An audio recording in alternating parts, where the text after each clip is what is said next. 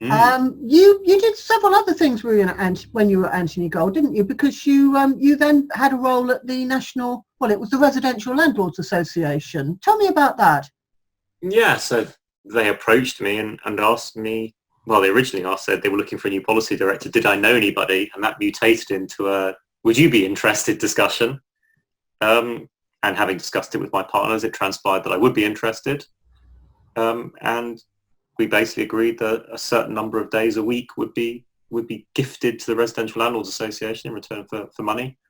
And I became a director of the organisation because that was a part of it, and that's not hugely uncommon for solicitors anyway to become directors of companies that they deal with. And ended up being policy director, which of course in practice meant, especially as it was quite a changing time, I ended up being on television quite a bit for a period of time. And on the radio. Well, yes, I used to get messages from people I knew faintly saying, did I not just see you? I used to have cycling buddies who would send me messages saying, didn't I just see you on TV? And I didn't know you did that. And I was like, I think you're a solicitor. And I was like, well, yeah, I do some other stuff too. Yeah. And I used to get quite a lot of impressive abuse over Twitter from various people. I know at one stage, whenever I was writing articles, you would be the person doing the quotation. It's Ben Beadle now, but for a long time it was you doing all the. I was there far too much. I enjoyed it. It was fun, but I was happy on the merger to step back a bit and not be the frontispiece all the time, because TV is hard work. People don't realise you're only there for a couple of minutes, but the prep time that goes into making sure that couple of minutes are effective, the pressure you're under when it's happening and thinking on your feet, the fact that frequently you've got up at 5 a.m. to get into some taxi to go to some out of town studio. It's tough stuff. And, there were a number of times I got up very early in the morning to sneak downstairs and get on the phone to a radio station for breakfast shows, or left the house at 5 to go to a breakfast show. It's hard. It's harder work than people give it credit for. What about the lobbying work that you did for the Landlords Association with government? How did you get on with that? What was that like? Well, that was fascinating, because the thing is that most lawyers, of course, have no real interest in how the law is made. They receive it and then complain about it, and then tell people how to get around it, or try and find holes in it, which is what I'd done myself for a long time. But I didn't know a huge amount, beyond the most basic level, about how it was actually made. And actually the processes involved in making law in Parliament are quite complicated and quite interesting. I did an interview with Giles Pico about the Fitness for Habitation Act. I must say it sounded quite Byzantine, the procedures and processes that had to go through to get that act finally on the statute. Yeah, that's an extreme example because it was a private member's bill, but there are a huge range. Even just an ordinary government bill has quite a lot of steps in it, and a lot of places which people don't realise where third parties can jump in.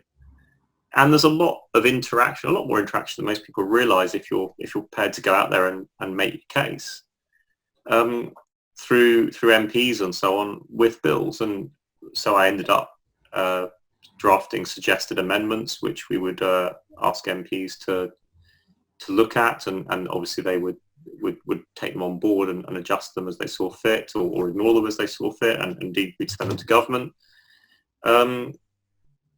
And also meeting with MPs and ministers and civil servants to suggest why the legislation needed to be shaped in a particular way. And it was really interesting to see it from a totally different perspective, and see how things operate, behind the curtain. And then I also, of course, had the opportunity to do the same again in a devolved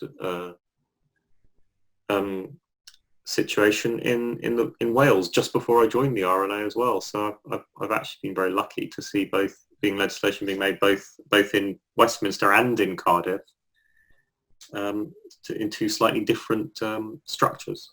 One of the problems with the ministry that deals with housing is the rapid changeover of ministers. From your experience, does that have a deeply negative effect on the process, or not?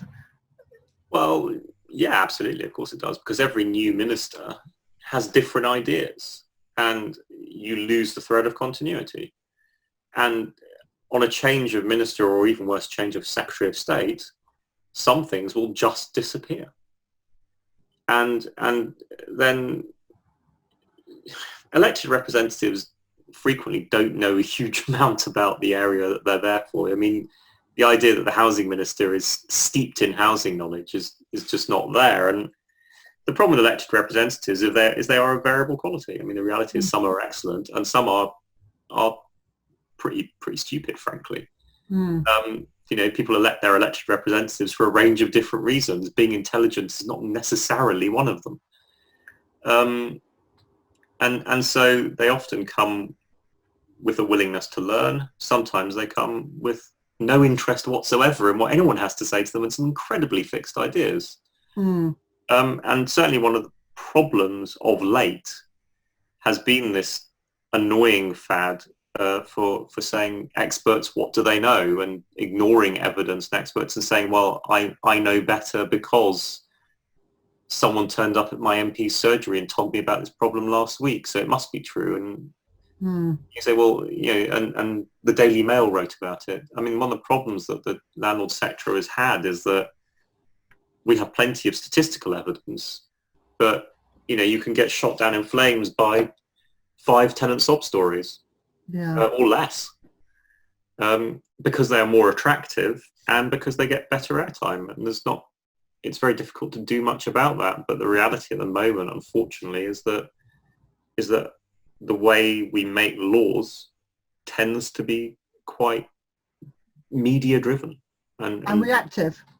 Yeah, hugely reactive. Again, I've complained about this a number of times. I'm well on the record for this. Is that the fundamental problem in the United Kingdom is that we don't have a housing strategy. I think it's crazy that we go around making law about housing and changing taxes about housing without any real idea of where we are now, where we'd like to be, and what path we want to take to get there. I mean, you wouldn't run your business that way. You wouldn't do anything that way.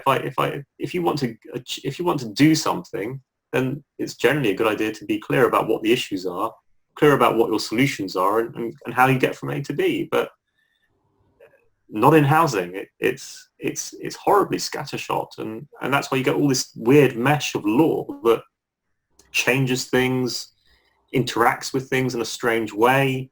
You get weird devolution stuff. You throw in some changes around coronavirus. You change the court rules, and you mix it all together. And obviously, as a lawyer, I'm laughing. I mean, at some level, I mean, this is great for my business. Yeah. As a lawyer, but it doesn't take us forward in a hugely productive way. And I've long been of the view that government needs to really sit down in a sensible round table kind of way, get a number of people to look at where they are, think about what we need in both the short, medium and longer terms in terms of volumes of housing, where, for who. So do we need flats, 2-bedroom properties, 4-bed properties? Where do you want them? What services do you need to go with that? So it's not just a housing question. There's a transport and health issue, education issues. These are across the board. And of course, there's not building on floodplains and making them have a low carbon footprint. Yeah, not building in stupid places, improving energy. I mean, the energy. Actually, most people don't realise this, but most of our carbon comes from housing. Yeah. People talk about cars a lot, and cars are bad for lots of reasons, but actually mostly not because of carbon. Our carbon mostly comes out of doing the things that, flicking on the kettle and turning your heating up. If you make houses more energy efficient and for example, you put solar panels on every single one, or increase the number of small wind generation systems on every single one, then you can alter the structure. Yeah. And you change our carbon position dramatically, but it requires a level of forward thinking that so far we've been hugely reluctant to do. And you can talk about this in lots of, I mean, you could say exactly the same thing. If I take carbon out of the equation, you say it's all about water.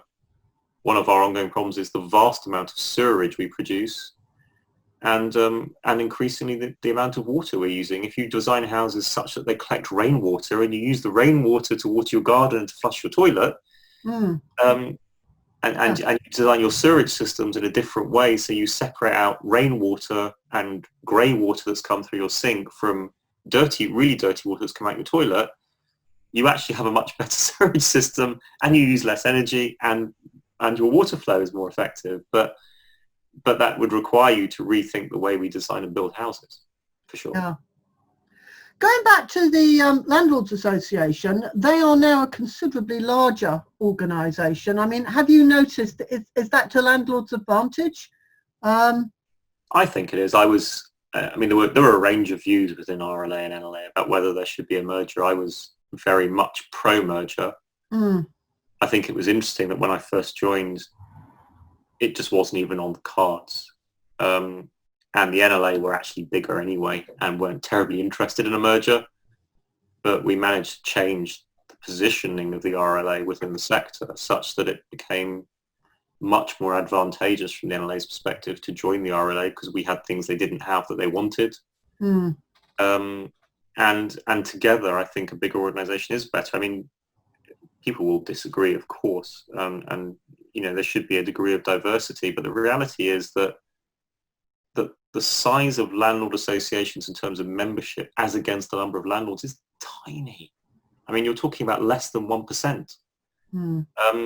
The average across a range of different industries and sectors for a professional association is around 21%. So ideally, 21% of landlords should be members of a professional association that represented them. So we've got a hell of a long way to go. Yeah. If we got to 21%, yeah, we'd be laughing. We'd be laughing, but things would be a lot easier. Yeah. But taking the key thing is that by merging them together, you get to magic numbers like 100,000 members. You know, individually, they were both sort of floating around 30-odd thousand full members and another 30,000 associates each. But if you bring that together and you get to the magic 100,000 number, the reality is, in policy terms, one of the things you're frequently asked by ministers is, how many members is it you've got? I.e., do I need to listen to you at all? Yeah. Now they do. And yeah, getting over the magic six figures and having 100,000 makes you somebody that they ought to listen to more. So you've renewed your role at the NRLA now. So what's your new role with them? I think it's got the rather posh name of legal counsel. Well, it's not fully formally announced, but it will be shortly. But yes, I've got a new role with NRLA, a bit more behind the scenes, looking at more longer term strategic policy issues, and a smaller chunk of what I was doing before around looking at where they want to go, and hopefully be able to spend a bit more time thinking about what the sector needs to look like and how we get there in the future.